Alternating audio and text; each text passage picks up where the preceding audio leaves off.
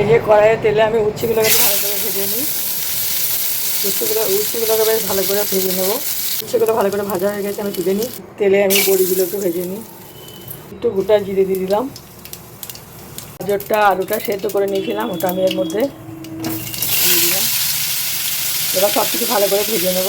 এটার মধ্যে সর্ষে, একটু সামান্য লঙ্কা দিয়েছি, হলুদ, ধনে গুঁড়ো আর জিরে গুঁড়ো, এটা আমি একসাথে মিশিয়ে নেব।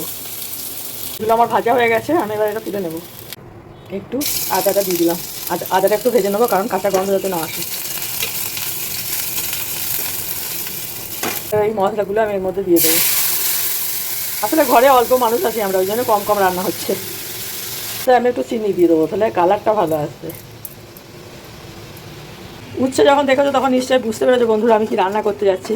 আমি শুক্তো রান্না করছি। তো শুক্তোতে অনেক মশলা, অনেক সবজি লাগে, হ্যাঁ মশলাও লাগে অনেক কিছু, কিন্তু আমি একটু প্লেনভাবে করছি, এটাও খেতে খুব সুন্দর লাগে। আমি মানে কোনো কিছু দিইনি, শুধু এই 3টে আলু, গাজর আর বড়ি, উচ্ছে দিয়ে আমি এটা বানাচ্ছি। এই কাঁচকলা, ডাঁটা, সজনে ডাঁটা, সব কিছু সব রকম দিয়ে বানানো যায়, বেগুন টেগুন যা দেবে সব কিছু দিয়ে বানানো যায়, কিন্তু আজকে আমি প্লেন বানাচ্ছি। এটাও খেতে দারুণ লাগে। তেল ছেড়ে দিয়েছে, এবারে আমি সবজিগুলো দিয়ে দিই এর মধ্যে। নুন দিয়ে দিই। এটা আমার ভাজা হয়ে গেছে, আমি এবার দুধটা দিয়ে দেবো এর মধ্যে।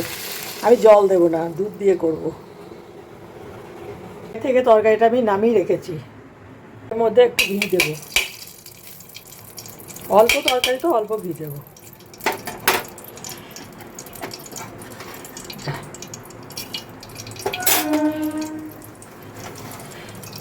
আর এই ঘিয়ের জিরে আর ঘিটা গরম হয়ে গেছে, এবার দুটো তেজপাতা দেবো। ঘি, তেজপাতা, কালো জিরে দিয়ে এটা এই তরকারিটা ঢেলে দিলাম। একটু গরম মশলা দেবো নামাবার আগে। শুক্তো আমার রেডি। সাদা হয়েছে কারণ দুধ দিয়েছি বলে। শুক্তো একটু সাদা সাদাই হয়।